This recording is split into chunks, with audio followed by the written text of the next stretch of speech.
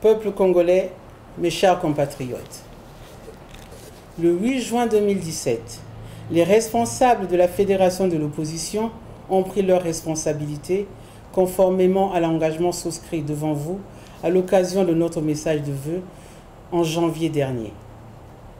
Pour rappel, nous nous étions engagés à payer le prix de nos libertés individuelles pour faire libérer tous les prisonniers politiques en 2017.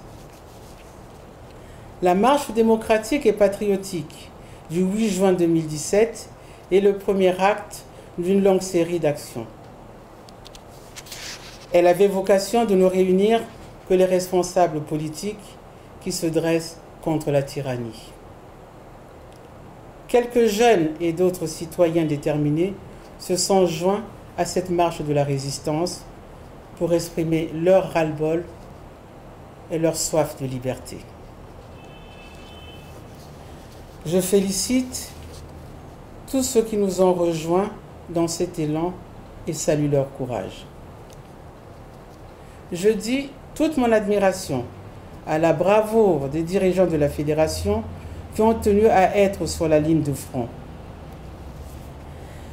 Ils ont été d'une exemplarité digne de leur responsabilité. Les images témoigneront pour eux devant la postérité. Mes chers compatriotes, la politique des salons a vécu.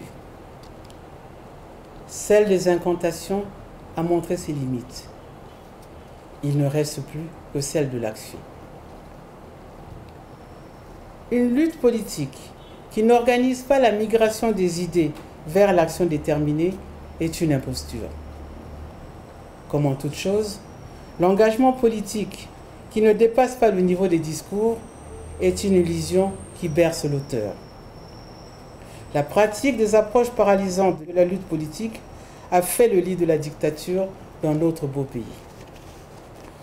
Nous avons pris l'habitude de tellement chérir nos vies, finalement misérables, que le régime despotique en a fait un moyen certain pour nous asservir.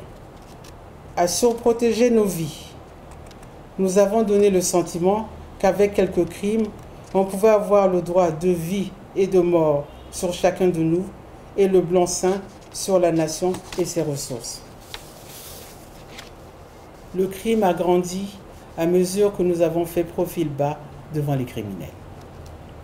Au prétexte de les préserver, nous avons abdiqué tous nos droits, jusqu'au droit à la vie. Le département du Poul illustre tristement cette réalité. Par ambition, certains élus du Poul sont devenus des complices du génocide commis dans ce département.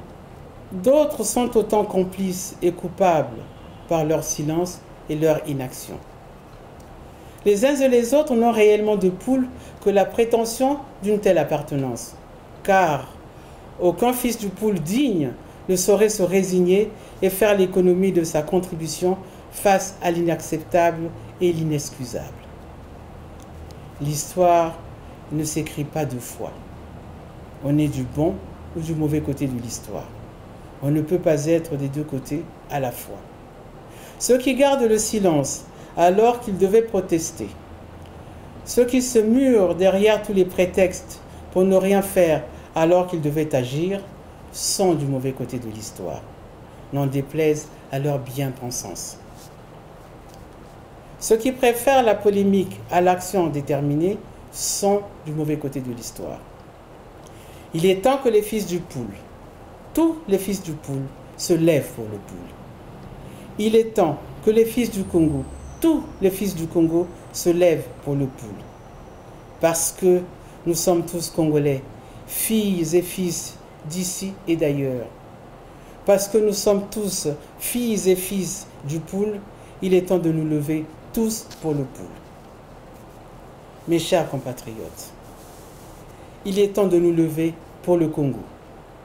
Il est temps de nous lever pour tous les chômeurs, pour tous ceux qui ont perdu leur emploi ces dernières années, pour tous ceux qui n'ont jamais eu d'emploi, pour tous ceux à qui on a dénié un recrutement, une nomination ou une promotion à laquelle ils avaient droit, pour tous les retraités qui ne perçoivent plus leur pension. Il est temps que le Congolais se lève. Celui à qui on a dit qu'il était moins congolais qu'un autre. Celui qui a perdu un enfant ou un parent par la faute de ceux qui ont fait de nos hôpitaux des mouroirs. Celui à qui on a volé un rêve, son avenir. Il est temps qu'il se lève.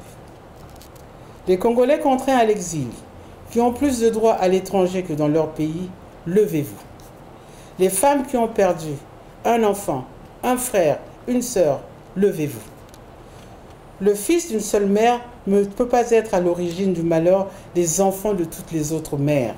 Femmes du Congo, levez-vous. Les étudiants qui n'ont aucun avenir dans le pays du crime organisé, levez-vous. Il est temps que les femmes et les hommes de ma génération prennent leurs responsabilités. Nous devons faire maintenant ce qui doit être. Tout ce qui doit l'être. Ne remettons pas à demain. Nous ne pouvons pas nous décharger sur les générations à venir. Acceptons de payer le prix, tout le prix de la liberté et de la postérité de nos enfants. Il est un devoir sacré pour chacun de nous de léguer aux générations futures et aux jeunes d'aujourd'hui un pays en paix avec lui-même et avec les autres. Une nation unie dans laquelle nos différences se complètent pour former un tout dont chacun de nous peut être fier.